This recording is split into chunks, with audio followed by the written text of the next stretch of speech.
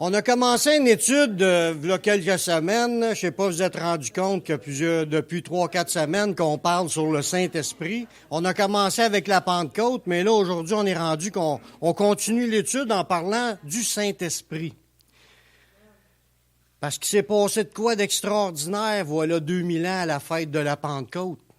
Une promesse de l'Ancien Testament qui s'est accomplie là comme Dieu l'avait décidé d'avance. Lors de la Pentecôte, ce qui s'est passé là, c'est un résultat de la bonne nouvelle que Jésus, il est mort sur la croix, il a versé son sang, ça c'est à Pâques, il a versé son sang, puis il est ressuscité entre les morts, il est allé porter son sang auprès de son Père. Mais il avait dit à ses disciples, je vais prier pour vous, vous allez recevoir le Saint-Esprit. Puis il a dit à ses disciples, priez jusqu'à temps que vous soyez revêtus de la puissance d'en haut. Puis c'est ce qui s'est passé à la Pentecôte. Le Saint-Esprit était répandu avec puissance. Puis ça l'accomplissait une promesse de l'Ancien Testament qui disait que dans les derniers temps, dans les derniers jours, dit Dieu, je répandrai de mon esprit sur toute chair. On voit ça dans Actes 2, le verset 17. Dans les derniers jours, je répandrai mon esprit sur toute chair. Parce que dans l'Ancien Testament, c'était pas si facile que ça de vouloir consulter Dieu. Il fallait que tu rencontres un prophète de Dieu. Il n'avait pas à tonne des prophètes de Dieu. Il fallait que tu ailles voir le prophète ou le sacrificateur pour entendre la parole de Dieu ou un scribe, quelqu'un qui connaissait la parole de Dieu, ou tu allais voir un prophète pour entendre une parole directe, t'amenais une chèvre, t'amenais quelque chose pour y offrir en cadeau, puis tu recevais une parole du Seigneur. Mais là, c'était très isolé. Il fallait que, d'un cas comme Naaman, le Syrien, qui avait la lèpre, qui est allé voir le prophète, c'était pas à la porte. Il a fait un long millage, puis il n'y avait pas d'avion, puis il n'y avait pas de train dans ce temps-là, il n'y avait rien, à pied ou à dos de chameau, ou je sais pas quoi. Tu te rends jusque là-bas, puis là, de recevoir, puis des fois, tu n'es pas content de ce que tu entends, parce que les prophètes de Dieu disaient la vérité. Mais c'était compliqué. Mais Dieu, il ne voulait pas que ça soit limité comme cela dans la nouvelle alliance. Il a fait que le Saint-Esprit soit répandu sur tous ses serviteurs et ses servantes. Tous ceux qui s'engagent à suivre Jésus peuvent être remplis du Saint-Esprit, puis peuvent recevoir les paroles de Dieu directes, puis les révélations de la Bible directes. Mais il y a aussi les églises qui sont là, qui s'est formées depuis ce temps-là, qui sont des lieux pour apprendre la parole de Dieu, puis se fortifier dans le Seigneur, se fortifier dans notre foi. Mais c'est l'idée de répandre l'Esprit, puis que ça ne soit pas isolé juste à Jérusalem. Il disait aller à Jérusalem, dans Judée, dans Samarie, puis jusqu'aux extrémités de la terre. Puis il a dit que la promesse est pour vous, puis pour vos enfants, en aussi grand nombre que le Seigneur, notre Dieu, les appellera. Il y a une effusion du Saint-Esprit qui a commencé à la Pentecôte, comme ça ne s'était jamais vu, mais c'était une promesse de l'Ancien Testament, promesse dans le livre de Joël. Là, on va apprendre à connaître c'est qui est le Saint-Esprit. Qui est le Saint-Esprit? Parce que si on regarde les religions aujourd'hui, tout le monde a des opinions variées pour expliquer qui est le Saint-Esprit. Ce qu'on va apprendre, c'est que ce qu'il faut apprendre, c'est la vérité. Comment je vais faire pour connaître ce que je ne vois pas? Parce qu'on ne le voit pas. Y a-t-il quelqu'un qui a rencontré le Saint-Esprit dernièrement, à part que de l'entendre parler de temps en temps? Le seul endroit qu'on a des références qui nous expliquent des choses sur Dieu, sur le Saint-Esprit, c'est dans la parole de Dieu. Dieu a déjà donné à ses serviteurs, les prophètes et les apôtres, les révélations. C'est tout mis par écrit, puis c'est là-dedans qu'il faut aller chercher toutes les révélations qu'on a besoin de comprendre si on veut étudier un sujet. Là, on veut parler du Saint-Esprit aujourd'hui pour apprendre à le connaître. Première chose, c'est que le Saint-Esprit, mais c'est pas une partie de Dieu, comme que des gens qui pensent. Le Saint-Esprit fait partie de Dieu. C'est pas une partie. Il est Dieu, comme Jésus est Dieu, comme Dieu le Père est Dieu. Les trois sont pleinement Dieu. C'est pas une partie, c'est Dieu. Puis on va voir des versets qui parlent de tout cela dans la suite. Comme dans 1 Jean 4, le verset 13, ça dit « Nous connaissons que nous demeurons en lui et qu'il demeure en nous en ce qu'il nous a donné de son esprit. » Il nous a donné de son esprit. Il ne nous a pas donné une partie comme si on y avait enlevé un morceau. Il nous a donné de son esprit. On a part au Saint-Esprit. On est en communion avec Dieu, puis on sait qu'on est en communion avec Dieu à partir du moment que tu reçois le Saint-Esprit. Puisque quand tu reçois le Saint-Esprit, tu reçois Dieu. On va le voir dans des passages. Quand tu reçois le Saint-Esprit, tu reçois Dieu, pleinement Dieu. Tu reçois Dieu le Père, tu reçois Jésus, puis tu reçois le Saint-Esprit. Que tu dises, viens Seigneur Jésus, entre dans ma vie, tu as demandé à Dieu d'entrer dans ta vie. Quand il rentre dans ta vie, tu as reçu Jésus, mais tu as reçu aussi le Saint-Esprit, puis tu as reçu Dieu le Père. Bon, on va voir des versets qui démêlent ça, parce que ça va contredire beaucoup de points de fausses doctrines qu'on entend dans le monde. Nous parlons du Saint-Esprit que Dieu le Père, ou Jésus, a chéri pendant toute l'éternité. Les trois, ils étaient qu'un ensemble de toute l'éternité, puis ils étaient en pleine communion un avec l'autre, avant même que le monde invisible ait été créé, avant même que le monde visible ait été créé. Dieu, il était Dieu, là, les trois qui sont un ensemble, puis à s'aimer de l'amour éternel de Dieu, que Dieu aime Dieu. Puis même une fois qu'il nous donne son esprit, ça nous dit dans Jacques 4,5, « Croyez-vous que l'Écriture parle en vain? C'est avec jalousie que Dieu chérit l'esprit qu'il a fait habiter en nous. » C'est quelque chose quand tu t'arrêtes à méditer à ces versets-là. Dieu, là, il est comme... Ça y fait quoi de t'avoir laissé l'esprit entrer dans ta vie? Lui, il était éternellement connecté avec lui-même, avec Dieu le Père, le Fils et le Saint-Esprit, dans une communion et un amour parfait ensemble. Puis là, il dit, c'est avec jalousie. C'est comme si moi, je déciderais à dire à ma femme, correct, va avec le voisin en char, va-t'en à faire des commissions. Là, sur le coup, tu te dis, ouais, ma femme est partie qu'un autre. Mais c'est un peu ça l'idée. C'est avec jalousie que Dieu il chérit l'esprit qu'il nous a mis en nous. C'est une partie de lui, ça. C'est lui, pas une partie, c'est lui qui met en nous, mais dans un sens, parce que c'est dur à comprendre, parce que humainement parlant, on est habitué avec un petit cadre bien rétréci dans nos connaissances. Mais Dieu, il était pleinement en communion avec Jésus et avec son Saint-Esprit, comme si c'était un. Puis quand il nous le prête, il nous le donne pour qu'il demeure éternellement avec nous, mais il ne faut pas prendre ça à la légère. Dieu, il fait ça comme si avec jalousie, puis il chérit cet esprit-là. Il n'y a rien de plus précieux.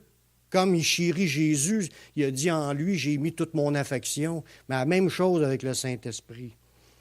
Quand il parle de chérir, je n'ai déjà parlé, c'est désirer, avoir un vif désir ou poursuivre avec amour. C'est ça l'idée. Dieu le Père, Jésus poursuit avec amour le Saint-Esprit, mais il était en amour ensemble de toute éternité. Là, il nous laisse venir en nous. Depuis la Pentecôte, Dieu nous a donné la possibilité de vivre en contact avec le Dieu vivant. Parce que c'est le Dieu vivant qui a été répandu dans nos cœurs. C'est le Saint-Esprit. Quand tu reçois le Saint-Esprit, c'est Dieu, le Dieu éternel qui était là avant toute chose. Il vient en nous. La Bible a dit dans d'autres versets qu'on est le temple du Saint-Esprit. On est l'habitation de Dieu en esprit. On est comme au sens humain, une église, là, quand on parle, on va à l'église, le monde a l'idée que Dieu est dans l'église, c'est avoir rencontré Dieu dans l'église. Mais c'est pas la bâtisse qui est où ce que Dieu réside. C'est dans nos vies qu'il a décidé de résider, en nous, pour qu'il soit là dans une parfaite relation avec nous. On a la possibilité, depuis la Pentecôte, de le vivre, là, ce que les prophètes de l'Ancien Testament ont vécu. Pour comprendre le Saint-Esprit, il faut comprendre l'essence même de Dieu. Parce que souvent, il y en a qui vont dire, Saint-Esprit, mon chum, c'est pas à l'égal de l'humain du tout. C'est Dieu. On devrait avoir un respect incroyable en pensant que le Créateur de l'univers, toute la création est pas assez grande contre Dieu, puis il décide de venir en moi. C'est bien plus que ce qu'on pense. Puis il faut avoir de la crainte de l'Éternel, la crainte de l'offenser, la crainte de lui faire de la peine, la crainte de faire des choses qu'il n'aime pas. On devrait comprendre que le Dieu saint habite dans un être comme on ne le mérite pas du tout. Là. Il habite d'un être impur à la base. Il a fallu qu'il nous purifie par le sang de Jésus pour arriver à le recevoir, puis par son aide qu'on sort tranquillement de toutes nos impuretés. Mais on est loin d'être 100% comme lui aimerait qu'on soit. On est en cheminement. Puis un jour, mais qu'il nous ressuscite, là, on va être comme Jésus. En attendant, on ne l'est pas encore. C'est ça qu'il faut y aller avec crainte, faire attention de la manière qu'on vit. Le fait de penser que le Saint-Esprit est comme une chose, parce que des fois, il y a du monde qui pense que le Saint-Esprit est comme une chose qu'on voit. Mettons, dire que le Saint-Esprit est un arbre, parce que la pensée comme, mettons, du nouvel âge. Dieu, c'est la nature, puis quand tu communies, tu es en communion avec les arbres, puis là, tu es en communion avec Dieu, ça n'a pas rapport du tout, c'est un mensonge. Ça. La nature n'est pas Dieu. La nature est une création de Dieu. Dieu, c'est lui qui a mis en place la nature pour qu'on puisse marcher dedans.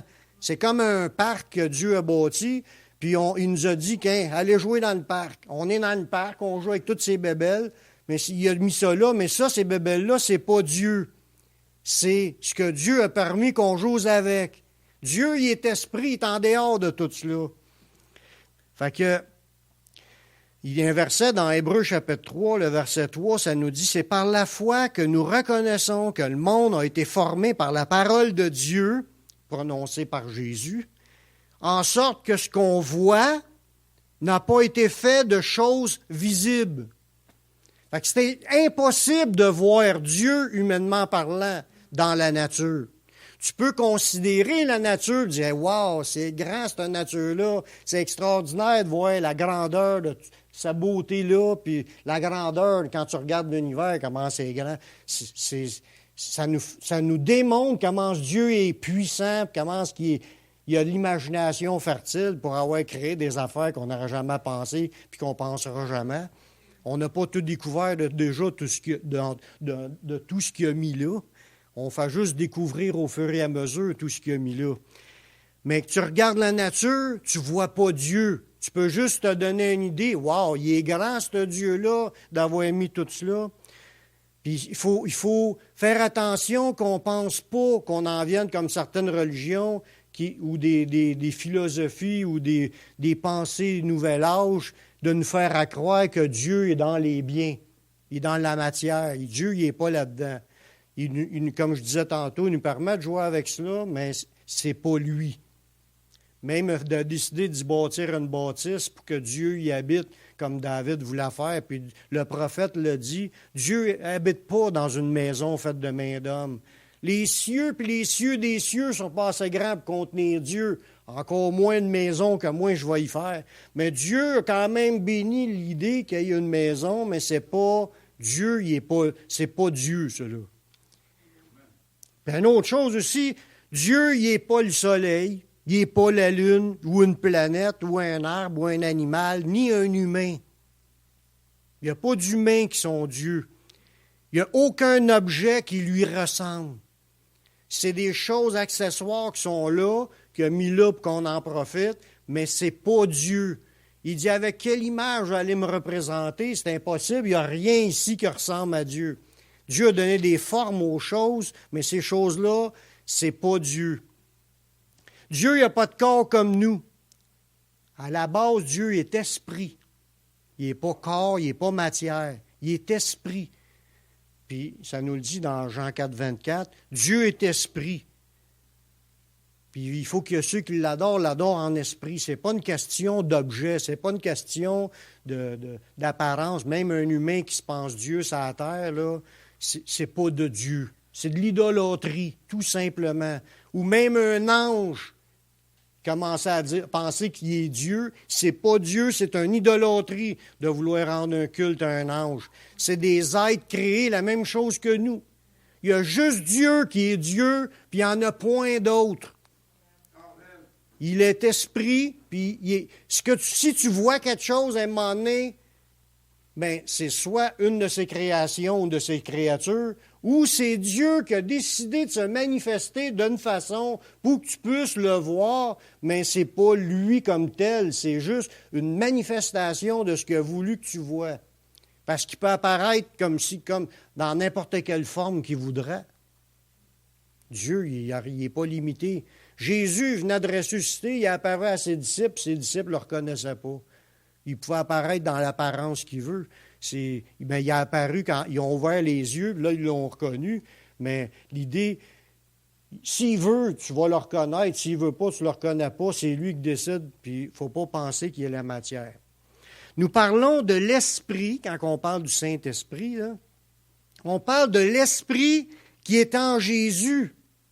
Parce qu'on le sait, on a d'autres passages qui nous disent que, comme dans Jean, au premier chapitre, ça dit « Au commencement était la parole était avec Dieu, la parole était Dieu.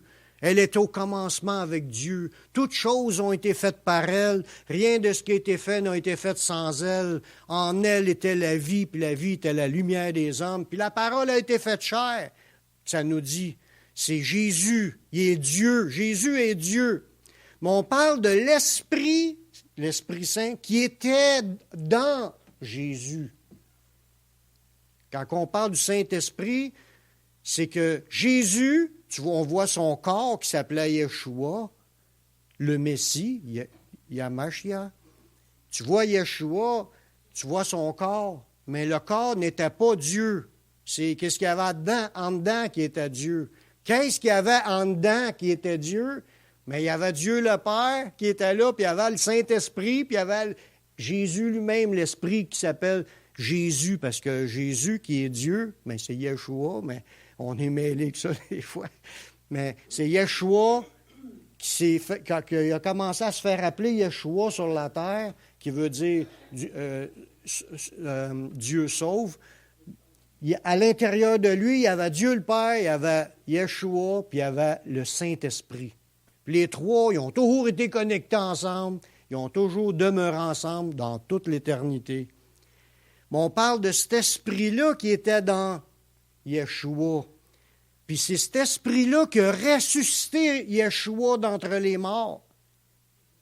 Jésus, son corps, il est mort. Ça dit qu'il est descendu dans le séjour des morts pour aller prêcher sa victoire. Puis après 3 jours plus tard, il a monté pour aller porter son sang dans les lieux célestes. Mais qui l'a fait ressusciter? Parce qu'il était mort. Ça dit que c'est l'Esprit Saint. On voit ça dans Romains 8, 11. Ça dit, « Et si l'Esprit de celui qui a ressuscité Jésus d'entre les morts habite en vous, celui qui a ressuscité Christ d'entre les morts rendra aussi la vie à vos corps mortels par son Esprit qui habite en vous. » Voyez-vous, c'est le Saint-Esprit qui était dans Jésus, qui a ressuscité Jésus. Puis si cet esprit-là habite en nous, bien cet esprit-là qui a ressuscité Jésus, c'est lui qui va se charger de nous ressusciter.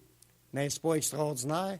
On ne parle pas de la résurrection spirituelle dans notre vie présente. On parle du jour où Dieu va nous sortir de la poussière de la terre, puis il va nous redonner un corps.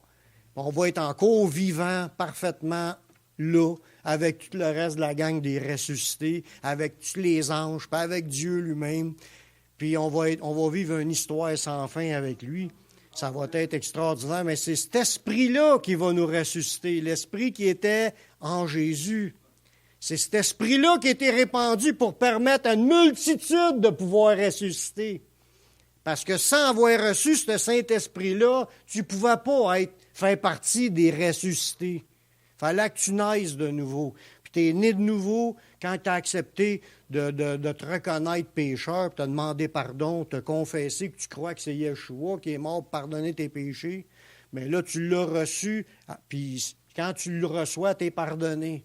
mais il ne va pas juste te pardonner. Son Saint-Esprit rentre dans ta vie. Tu viens d'être un participant des résultats de la Pentecôte, de l'effusion de l'Esprit qui doit répandre sur toute chair qui se convertit.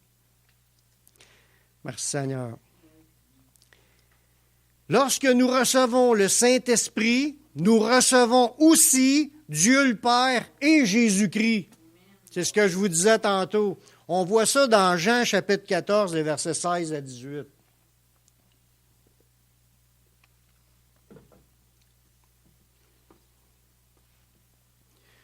Alors, regardez bien ça. Moi, ce que je trouve beau là-dedans, c'est comment est-ce que Jésus, il appelle son Père « Il », puis il appelle le Saint-Esprit « Il ». C'est comme s'il désigne qu'ils sont là. C'est des êtres que tu t'adresses à eux, tu peux leur parler. C'est des êtres vivants, ce n'est pas des choses. Tu sais? C'est ça qui est le point. Jésus dit « Et moi, je prierai le Père ». Là, Jésus est sur la terre, puis il parle du Père qui est dans les lieux célestes. Il dit, je vais prier le Père, puis il vous donnera un autre consolateur. Parce qu'il y en avait déjà un, là, sur la terre, un consolateur, c'était Jésus, qui était là pour les assister, les aider, les encourager, les fortifier, les bénir, leur donner de l'onction, puis les encourager. Fait que là, il va vous donner un autre consolateur,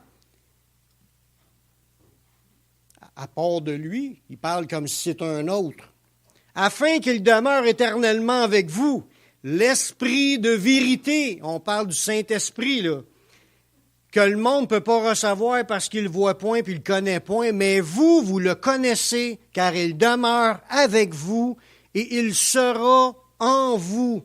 Ça, il demeure avec vous, ça veut dire qu'il veut faire sa demeure en nous. Il veut rester ici en moi, comme qu'il veut rester dans chacun de ceux qui le reçoivent. Il dit, je ne vous laisserai pas orphelin, je viendrai à vous. Oups, là on a une révélation là, dans ce que je veux vous emmener. Il dit, je vais prier le Père, il va vous envoyer un autre consolateur. Il dit, c'est pas moi qui va être envoyé. Il dit, il s'appelle le Saint-Esprit, puis lui, il va demeurer en vous. Mais quand tu reçois le Saint-Esprit, il dit, à la fin du verset 18, je ne vous laisserai pas orphelin, je viendrai à vous. Ça veut dire que quand tu reçois le Saint-Esprit, tu reçois Jésus en même temps. C'est ça qui est l'idée. C'est qu'ils sont pleinement en communion un l'autre. T'en reçois un, tu reçois les trois. Regardez bien, là je viens de vous lire Jean 14, 16 à 18. On va lire Jean 14, 23.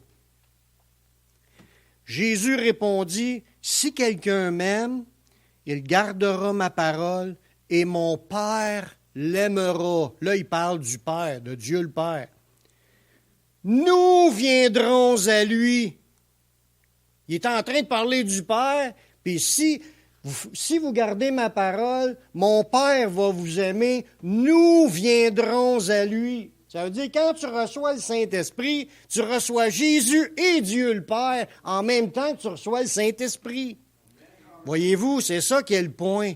C'est que Dieu, il est en trois êtres distincts. Quand que je dis des êtres, ce n'est pas des êtres humains. C'est des êtres en voulant dire le verbe être.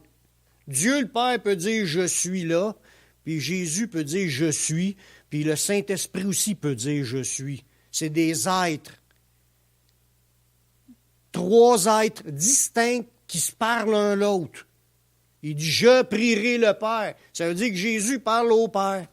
Puis l'Esprit intercède par des soupirs. Il intercède, ça veut dire qu'il parle au Père. L'idée, c'est qu'ils se parlent entre eux autres. C'est trois êtres distincts, mais qui forment qu'un seul Dieu. T'en reçois un, tu reçois trois. Mais ils sont quand même trois êtres distincts, égaux, en un seul Dieu. C'est ça qui est la vérité. Contrairement à ce que plusieurs pensent, en recevant le Saint-Esprit, on ne reçoit pas juste une force, une puissance, comme si ça serait juste de l'énergie de Dieu. Mais on reçoit quelqu'un de vivant. C'est un être vivant, le Saint-Esprit. C'est le Dieu vivant. Parce qu'il y a un verset qui est comme un peu mêlant quand on le prend un peu du mauvais sens. Dans Acte 1.8, Il dit, vous recevrez une puissance, le Saint-Esprit survenant sur vous. Fait que là, ils se disent, le Saint-Esprit, c'est juste la puissance. Non. Il dit, vous allez recevoir une puissance. Vous allez recevoir de quoi de puissant? Le Saint-Esprit. Ça veut dire, il ne dit pas que c'est juste une puissance qu'il y a sur soi. Il dit, c'est de quoi de puissant? C'est le Saint-Esprit qui va venir en vous. Fait que tu reçois le Saint-Esprit, tu reçois Dieu le Père, tu reçois Jésus, tu reçois de quoi de puissant dans ta vie. Mais pas parce que le Saint-Esprit est juste une puissance, c'est parce que le Saint-Esprit, c'est le Tout-Puissant qui rentre dans ta vie. C'est quelque chose. C'est pas juste une énergie, c'est pas juste une force. Si tu le compares à l'énergie, là, l'électricité ou la gravité, parce que si on est collé sur la planète, c'est la gravité apparemment qui nous retient. Si un satellite il demeure en orbite autour de la planète, c'est parce que c'est la gravité. La gravité, c'est une force d'attraction qui est dans la matière. Ça ne se voit pas à l'œil, mais c'est une puissance. Mais même si tu parles à la puissance de la gravité ou à la puissance de l'électricité, vous attendrez qu'il vous réponde. Vous allez voir, vous allez attendre longtemps, ça ne répond pas. De l'électricité, tu as beau y parler, longtemps, puis elle ne te parlera pas. Il compare l'électricité ou à la gravité, le Saint-Esprit, comme si ça serait juste une force ou une puissance. Puis il y en a des millions de personnes qui pensent ça. Mais ce qu'ils ne comprennent pas, c'est que le Saint-Esprit, il est vivant. C'est un être, c'est Dieu lui-même que tu as reçu, qui était là éternellement avec Dieu le Père puis Jésus. La Bible dit qu'il peut être attristé. On voit ça dans Éphésiens 4,30. N'attristez pas le Saint-Esprit de Dieu. Tu peux-tu attrister de l'électricité? Tu peux-tu attrister la gravité? Non. Mais tu peux attrister cet esprit-là qui est éternel. C'est l'esprit éternel. On va le voir dans d'autres versets. Être attristé, c'est de rendre triste, éprouver de la tristesse, être affligé ou jeter dans la douleur ou chagriner. Ça veut dire qu'on peut chagriner le Saint-Esprit. On peut le jeter dans la douleur, qu'il y ait de la peine, que ça lui fasse de quoi de voir l'état dans lequel on est. Puis il dit, attristez-les pas, chagrinez-les pas. Il faut que tu fasses attention dans ta marche parce que tu peux l'offenser. C'est faire que quelqu'un soit gêné ou lui causer un scrupule.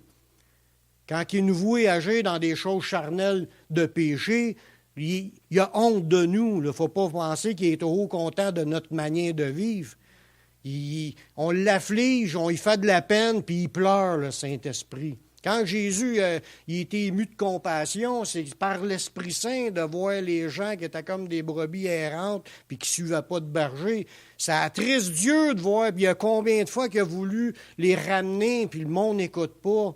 Mais si ça serait rien qu'une force, le Saint-Esprit, tu ne pourras pas le chagriner, puis il faire de la peine, puis le rendre triste, puis le gêner, puis lui causer un scrupule.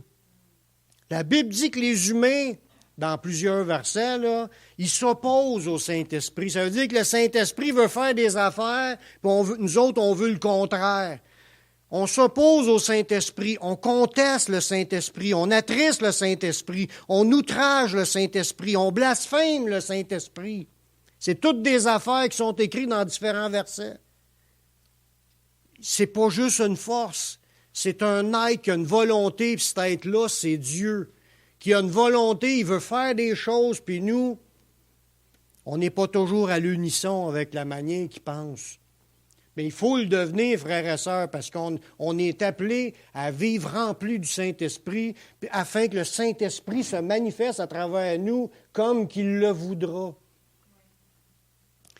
Le Saint-Esprit, il pense, il prend des décisions selon la volonté de Dieu, parce qu'il est Dieu. 1 Corinthiens 12, le verset 11.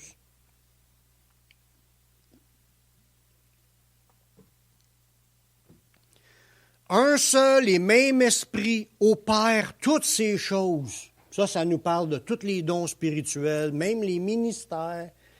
Tout ce que Dieu fait sur la terre, c'est le Saint-Esprit qui est en train de le faire. Tu peux dire c'est Dieu le Père qui agit, mais tu peux dire aussi c'est le Saint-Esprit. C'est le Saint-Esprit. Ce verset-là, il dit un seul et même esprit. Il n'y a pas deux Saint-Esprits, il y en a juste un. Un seul et même esprit qui opère toutes ces choses, toutes les opérations de dons spirituels, de dons de ministère, d'actions pour fortifier, pour nous diriger, pour nous instruire, pour nous enseigner, pour nous corriger, pour nous utiliser. Tout ce qui se passe, c'est le Saint-Esprit qui est en train de le faire à travers de nous. À part des mauvaises affaires, c'est pas lui. Parce que Dieu ne fait pas le mal. C'est nous qui fait du mal. Et regardez bien dans la suite. Un seul et même esprit opère toutes ces choses, les distribuant à chacun en particulier comme il le veut. C'est le Saint-Esprit qui prend des décisions de décider qui va avoir quel don, comme il le veut. C'est pour ça qu'il faut comprendre qu'on a à se soumettre afin qu'il puisse nous utiliser. Si on est rebelle, puis on résiste, puis on refuse, puis on fait le contraire, on pense des fois à être rempli, mais on ne l'est pas rempli. Pour être rempli, quand tu es rempli, tu le sens que tu es rempli. Tu te sens dedans.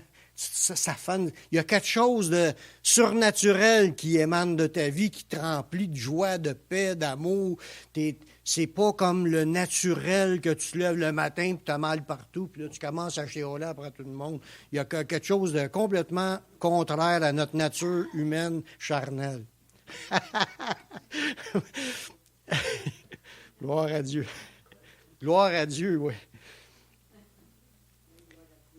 Un seul et même esprit qui opère toutes ces choses, les distribuant à chacun en particulier comme il le veut. Ça veut dire que quand le Saint-Esprit prend une décision de faire quelque chose, bien, c'est en accord avec l'Esprit du Père aussi, puis en accord avec Jésus. Ils ne peuvent pas être opposés un l'autre.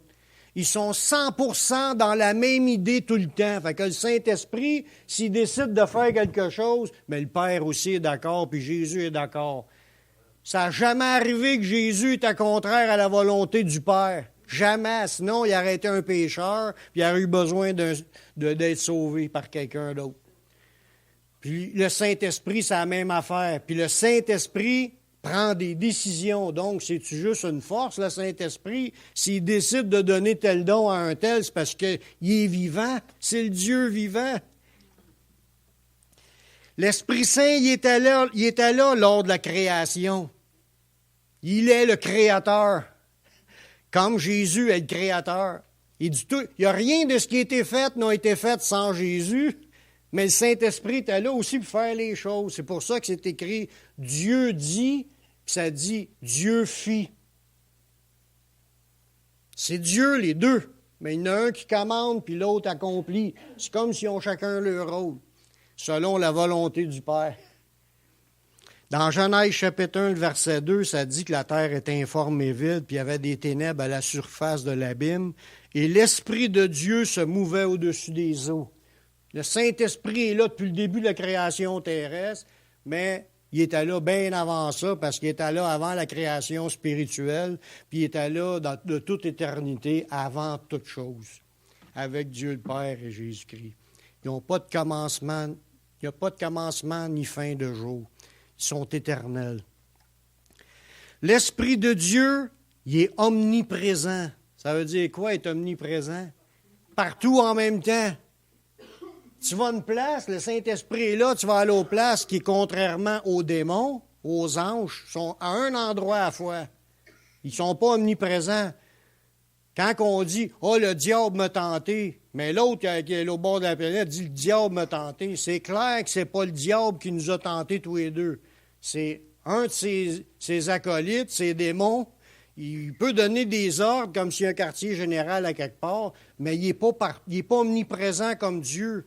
Il peut se promener, mais je ne pense pas qu'il vienne s'occuper de mon cas. Je suis trop minime pour lui, mais il envoie de ses subalternes pour venir essayer de me tenter ou m'éprouver. Mais contrairement à Dieu, que lui, Dieu, il est éternel. Il est omniprésent. Il est partout en même temps. On voit ça dans Psaume 139, les versets 7 à 10.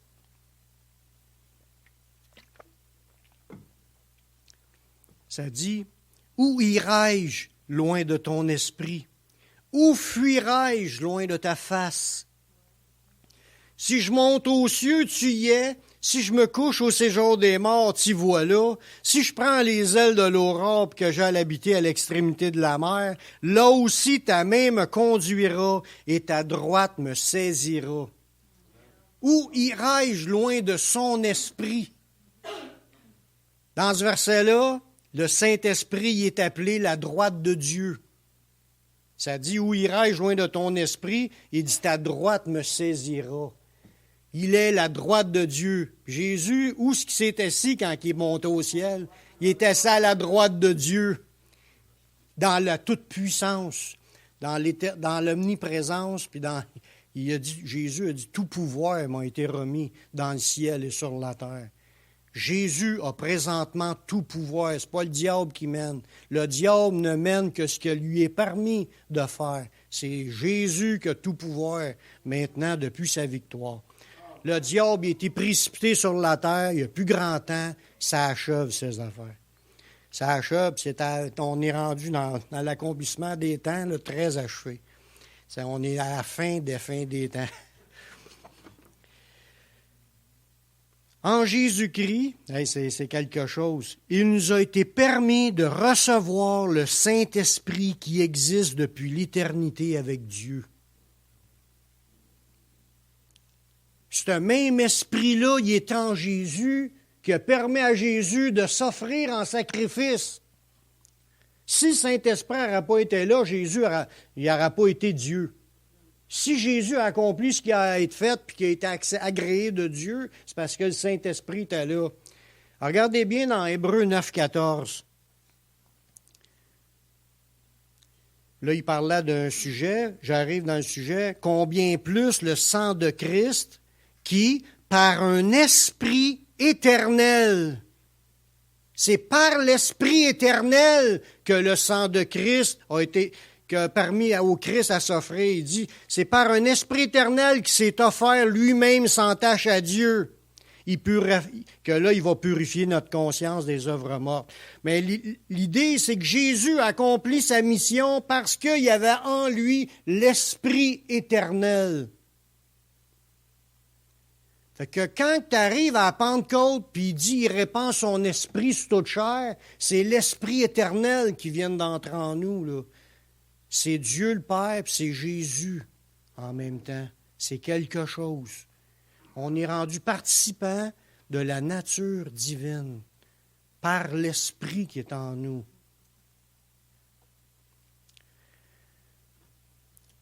On voit dans un dernier verset que l'Esprit, il est le Tout-Puissant aussi. On voit ça dans Romains 15, les versets 18 à 19. C'est l'Esprit qui manifeste la puissance de Dieu. L'apôtre Paul, il dit, je n'oserais mentionner aucune chose que Christ n'a pas faite par moi pour amener les païens à l'obéissance. Ça veut dire, Paul, quand il prêchait au monde pour leur dire, Dieu il fait ça, Dieu il fait ça, lui il dit, il ne mentionnera pas de choses que lui n'a pas déjà vécues. Il dit, ce qu'il a annoncé, il a parlé de ses paroles puis ses actes, par la puissance des miracles, des prodiges, par la puissance de l'Esprit de Dieu. Ça veut dire que tout ce que l'apôtre Paul a vécu dans son ministère, les guérisons, les délivrances, les prophéties, les révélations, tout, c'est par la puissance de l'Esprit de Dieu. Fait que le Saint-Esprit qu'on a reçu, c'est Dieu, puis il y a la toute-puissance de Dieu dans ce Saint-Esprit-là. On a la grâce, une affaire incroyable. Il dit, or à celui qui peut faire infiniment au-delà de tout ce que nous demandons et pensons. Dieu, il n'y a pas de limite. Il n'y avait rien, il a créé l'univers. Il n'y a pas de limite. C'est cet esprit-là qui a fait tous les miracles puissants à travers l'apôtre Paul. Puis c'est cet esprit-là qu'on a reçu 2000 ans plus tard, qui est encore répandu à tous ceux qui ont soif de Dieu. Est-ce qu'on veut marcher avec le Saint-Esprit? L'Esprit de Dieu Est-ce qu'on veut expérimenter les choses avec Dieu? Est-ce qu'on veut, premièrement, être sauvé, le recevoir, ce Saint-Esprit-là? C'est à partir du moment que tu le reçois que tu es sauvé. Il dit, celui qui n'a pas l'Esprit de Christ, mais il ne lui appartient pas. Il faut que tu l'aies reçu. Puis pour le recevoir, c'est ce que la Bible appelle, il faut que tu naisses de nouveau. Ça commence là. Si tu ne reçois pas le Saint-Esprit, il faut que tu naisses d'eau et d'esprit. Il faut que tu le reçoives. On est tous nés de l'eau. Déjà, en naissance. Tu es sorti de l'eau. Tu étais dans le ventre de ta mère, tu étais dans l'eau. Tu es né de l'eau, mais tu n'es pas nécessairement né de l'esprit. Il faut que tu le deviennes né de l'esprit. Il faut qu'à quelque part dans ta vie, tu reçoives le Saint-Esprit dans ta vie. C'est quand tu reconnais que Jésus est mort sur la croix, qu'il a versé son sang pour pardonner tes péchés. Si tu veux changer de vie, là, si tu veux que ta vie change, il faut que tu demandes pardon au Seigneur. Il faut que tu lui dises que tu es pécheur puis que tu ne peux pas être sauvé par toi-même. Il faut que tu lui dises que tu crois qu'il est mort sur la croix pour pardonner tes péchés. Puis quand tu lui dis, « Seigneur, je te demande pardon pour tous mes péchés, je veux changer de vie », il va dire, « C'était justement pour ça que je suis venu. Mon sang te lave, je te pardonne tous tes péchés. » Puis à partir de ce moment-là, il dit, « Tiens, il souffle sur nous, puis on est rempli du Saint-Esprit. On reçoit le Saint-Esprit de Dieu. On est devenu une nouvelle créature. Les choses anciennes, c'est passé. Toutes choses sont devenues nouvelles. Tu es dans la nouvelle vie, en communion avec l'Esprit du Créateur. Là, maintenant, marchons avec le Seigneur. Je vais faire un appel s'il y en a qui n'ont jamais fait l'expérience, puis ils se disent, j'aimerais ça, moi, tout, faire partie de la famille de Dieu.